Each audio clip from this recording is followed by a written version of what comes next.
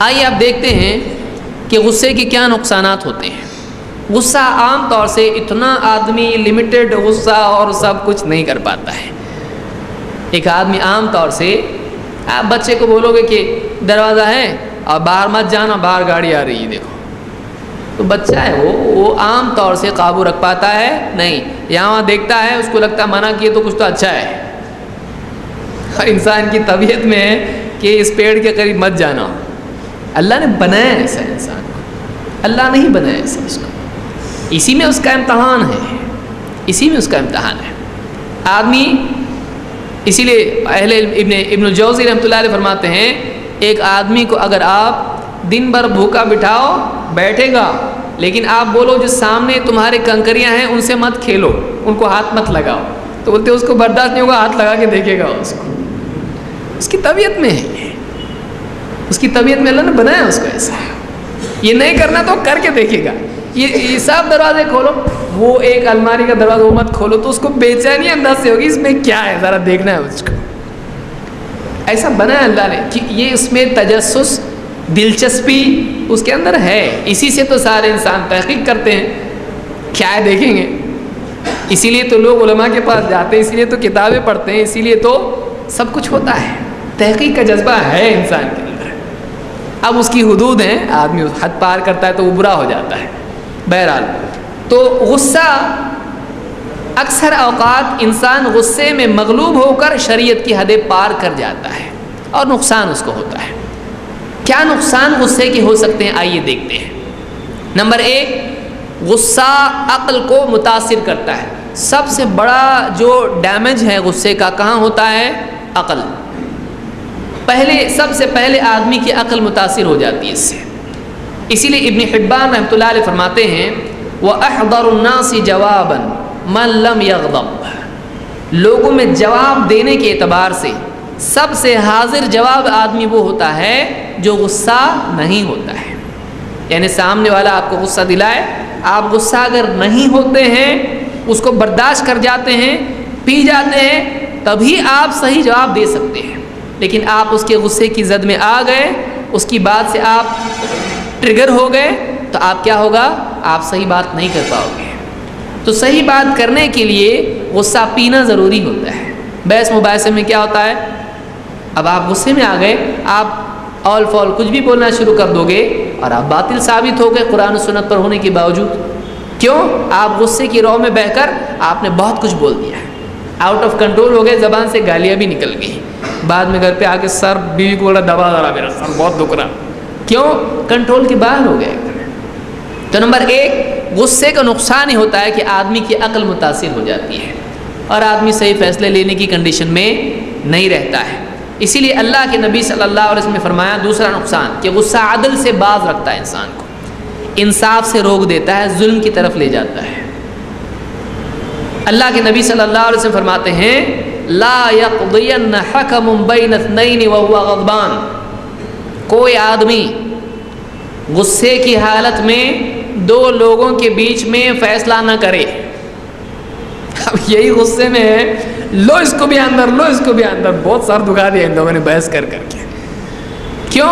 صحیح غلط آدمی نہیں دیکھتا، اس کو بھی مارو اس کو بھی مارو، بند کرو یہ سب، کون سا میری غلطی نہیں ہے، اس نے میرے کو مارو، دونوں کو پکڑ کے۔ کب سے حل ہو، سمجھا رہے سن رہے ہی نہیں۔ تو کیا ہوتا ہے؟ غصے میں آدمی جو فیصلہ کرتا ہے وہ خود ایک ظلم ہوتا ہے بجائے انصاف اور عدل کے۔ اسی لیے اللہ کے نبی صلی اللہ علیہ وسلم کیا فرمایا؟ بخاری مسلم میں حدیث موجود ہے، کوئی بھی حاکم کے پاس پاور ہے، اب وہ بول دیا تو گئے کام سے دونوں کی۔ غصے میں آ کے آدمی کچھ بھی فیصلہ کر سکتا ہے، وہ عدل پر نہیں ہوگا۔ اس لیے جج کیسا ہونا چاہیے؟ ایک دم ٹھنڈے ذہن سے فریش ہونا چاہیے، بھوک کی حالت میں نہیں ہونا چاہیے، ایسا نہیں ہونا۔ علماء نے بہت ساری چیزیں لکھی کہ غصے کے کیا اسباب ہیں، وہ کچھ سبب اس کے پاس نہیں ہونا چاہیے۔ ایک دم بھوکا ہے، اس کو جانا ہے ابھی کھانے کے لیے، اب بیٹھے یہاں پہ فیصلہ کرنے کے لیے، ہو رہا ہی نہیں حل، تو کیا کر دے گا؟ ایک دم شارٹ کٹ فیصلہ کر دے گا۔ کہ آپ نے فرمایا کوئی آدمی جو جج ہوتا ہے، فیصلہ کرنے والا ہوتا ہے، وہ غصے کی حالت میں فیصلہ نہ کرے، اس کو ٹال کے بعد میں کریں گے، ایسا بھی کر سکتا ہے۔ مثلا بیوی شوہر کا جھگڑا ہے، بیٹھے بڑے، اور وہ بھی سب ایک دم ٹیلنٹڈ غصے والے، کوئی برداشت نہیں کرتا. اب یہ تو دونوں چاہ رہے ہیں کہ ان کو بٹھا کے کچھ حل ہو جائے. اب ان دونوں کا ہی شروع ہو گیا, لڑکی والے لڑکے والے, اب ان کی بحث شروع ہو گئی. یہ غلط ہے, وہ یہ غلط ہے. ٹھیک ہے تم تمہارے جاؤ, ہمارے لے کے جا رہے ہیں بیٹی کو. بولے لے کے جاؤ, ہم کو لانا نہیں واپس, ٹانگ توڑ دیں گے آگے تو ادھر.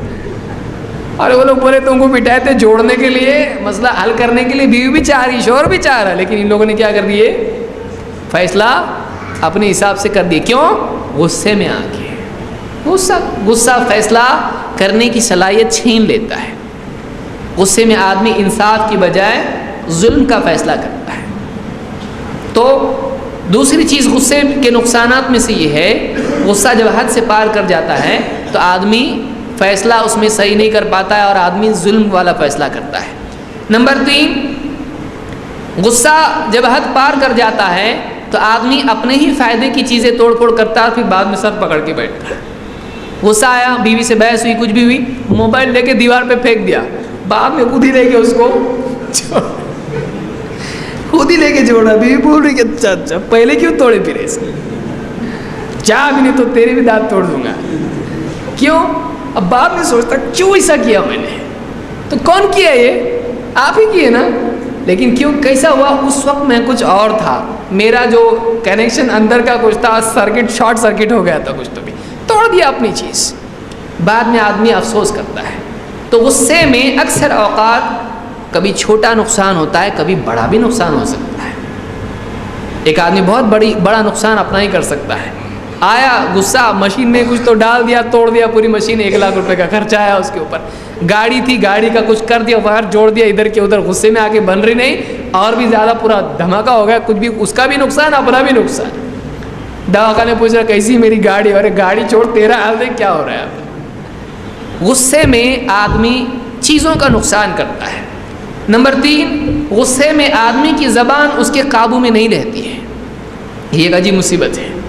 گالی, تہمتیں اور کیا کچھ نہیں آدمی کی زبان سے نکلتا ہے, اور بعد میں آدمی ایسے لوگوں کے سامنے ایسا بول دیتا ہے جو ارے اس کو تو ہم کتنا اچھا سمجھتے تھے, لیکن اس کی زبان شریف سے کتنے پھول برس رہے ہیں, ہم کو نہیں معلوم تھا یہ ایسا ہے. تو آدمی کی عزت کیا ہو جاتی ہے, غصے میں آدمی گالی اور اس طرح کی فحش کلامی پہ آ جاتا ہے, اور وہ بول دیتا ہے جو جنرلی وہ نہیں بولے گا. کیوں؟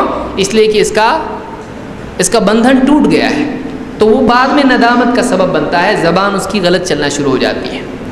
نمبر 5, غصے میں آدمی ایسی بات بعض اوقات بول دیتا ہے اور اپنے سے بول دیتا ہے, جو بڑا اس سے محبت کرنے والا ہوتا ہے, ایسا غصے میں آ کے بول دیتا ہے اس کو کچھ کہ اس کے دل میں بات بیٹھ جاتی ہے اور اس کے دل میں نفرت اور دشمنی پیدا ہو جاتی ہے. بیوی سے گھر میں جھگڑا ہوا, آفس میں آیا, پوچھا کیا آج کیوں لیٹ ہوا, کچھ بول دیا غصے میں آ کے اس کو, تو خود ٹائم پہ آتا نا, بہت معلوم ہے ہم کو, بھاگ ادھر سے, کچھ بول دیا اس کو, بہت آیا ٹائم پہ آنے والا, تنخواہ تو دیتا, کچھ بول دیا. بولا اچھا سے اس کو مذاق کیا, اس کا موڈ صحیح کرنے کے لیے, اس کا موڈ دیکھا میں نے اچھا نہیں تھا, کچھ مذاق کے لیے بات کر دی, میرے پہ ہی برس رہا ہے, تو بہت ناراض ہو جاتا ہے کیونکہ انسلٹ ہو گیا اس کا. دل میں کیا ہو جاتا ہے, زخم, تیر وہ نکلتا نہیں ہے, باقی رہ جاتا ہے. غصے میں بعض اوقات آدمی اپنوں ہی سے ایسی بات کر دیتا ہے کہ جس سے دوستی دشمنی میں تبدیل ہو جاتی ہے. نمبر 6, غصے کے نتیجے میں جھگڑے اور رشتہ داریاں بھی ٹوٹ جاتی ہیں.